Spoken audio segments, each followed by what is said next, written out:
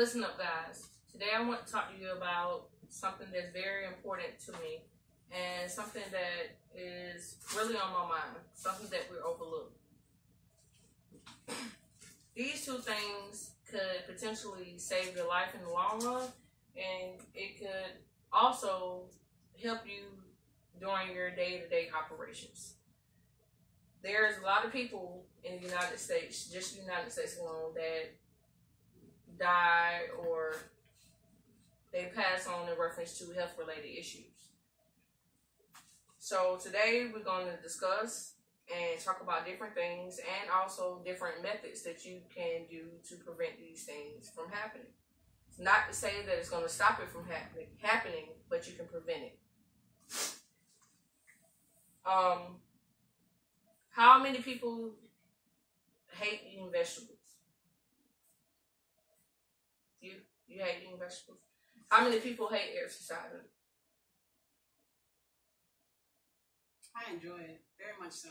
It's a lifestyle for me. Okay.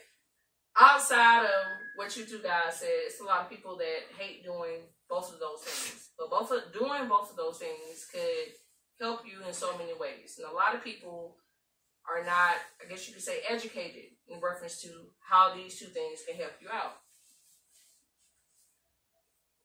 If you give me a few minutes of your time today, like I said, I'll educate you and I'll inform you on different things and just statistics and different preventative methods that you can use to help you out. And also, these two things can help you live longer and have a healthier life.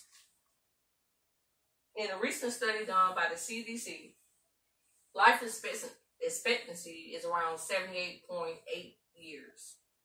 And this is a study that they did. It was also a survey that they did based on the amount of people that did the survey that they did.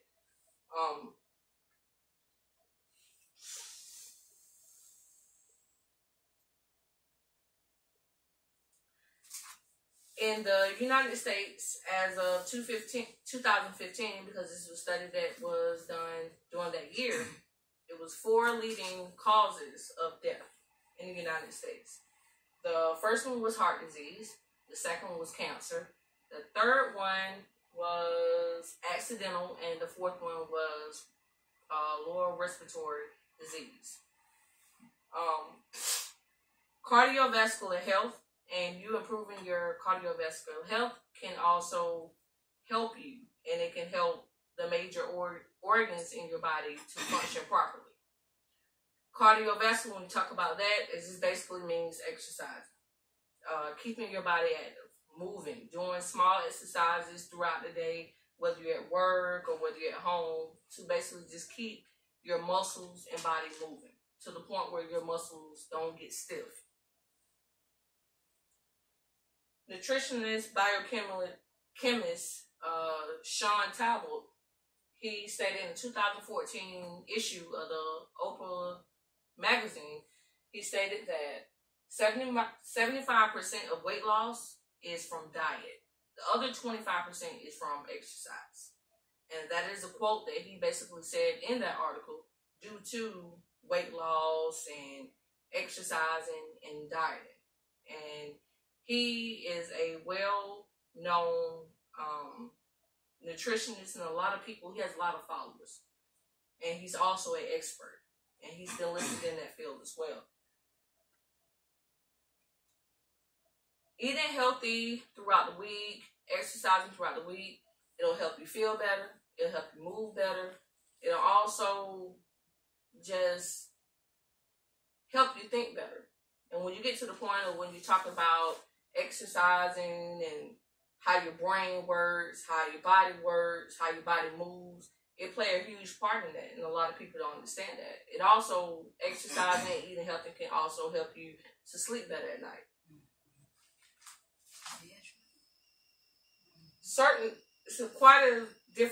Quite a few different things that you can do to help this process. One would basically be to prepare your lunch meals every day. If you can start on a Sunday and you prepare just small portions of meals every day, it'll help you throughout the week. It also helps you keep track of your diet that you're on, to the point where you won't go out, you get hungry for a snack, and you go buy junk food. It'll help you stay centered in reference to your goal and what you're trying to achieve and what you're trying to do. Visiting your local community centers. For here, an example, here in Albany, Georgia, one of the community centers that I know that do aerobics every Thursday is Bill Miller Gym. They normally start around 1900 hours, which is 7 o'clock p.m., and they normally finish up around 20-30 hours, which is 8:30 p.m. It's free to the public. You don't have to pay anything. You just come dressed. They already have the equipment and everything set out. To the point where when people come, you just go ahead, and when they start, you just get into motion.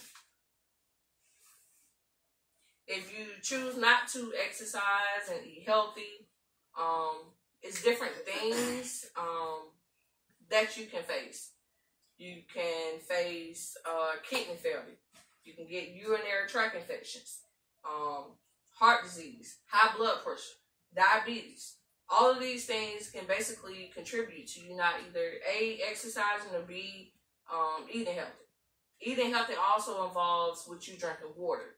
A lot of people don't like to drink water, but water is very essential in reference to your growth process. Water also hydrates your body. A lot of people, when they drink or they intake water, after they intake the water, just like, oh, I'm still thirsty. At the end of the day, it's a mind thing. Once you have that water and that water hydrates your body, it'll be to the point where water can substitute you from basically eating food if you drink enough water.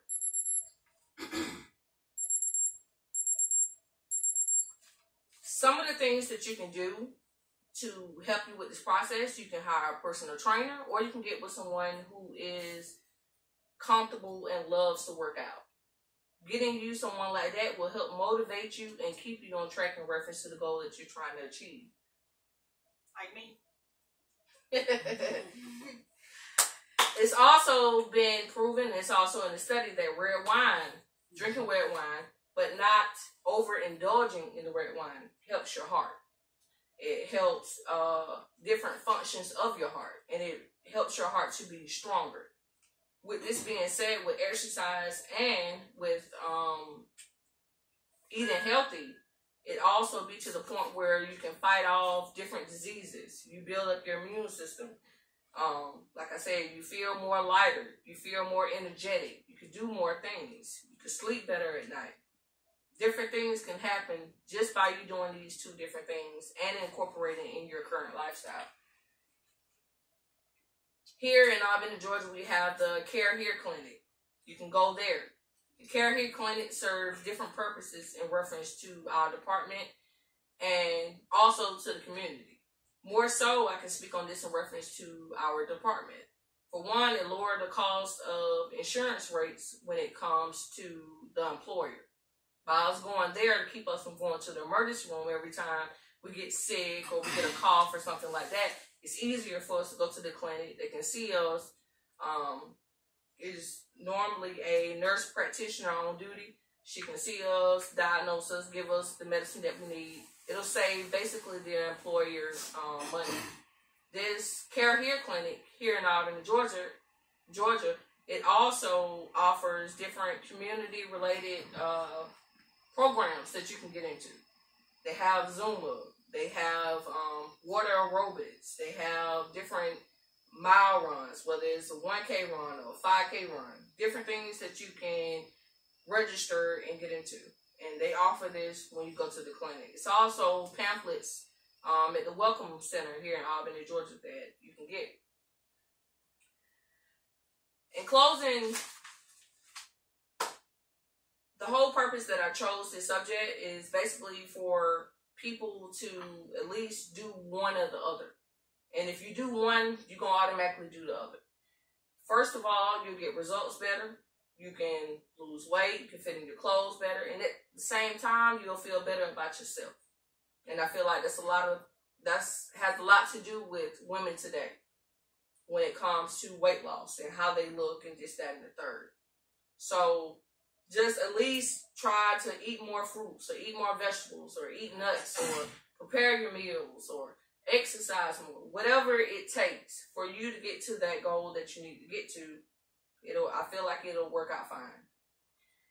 When it comes to eating healthy and exercising, it's not an overnight process. You have to get to the point where you create a routine for yourself. Once you create a routine for yourself, it'll be easier for you to follow it day by day. If you can, at least exercise at least 2 to 3 times out of the week, it'll get to the point where, like I said, it'll become routine. And it may turn out to the point where you end up exercising at least 4 to 5 times out the week, whenever you have time. And it don't mean, when I say exercise, it don't mean that you have to go get the membership, pay all this money a month. You can do small exercises when you have free time or when you're not doing anything. Just as long as you keep your muscles and your body actively moving, you'll see results. And also eating a proper diet.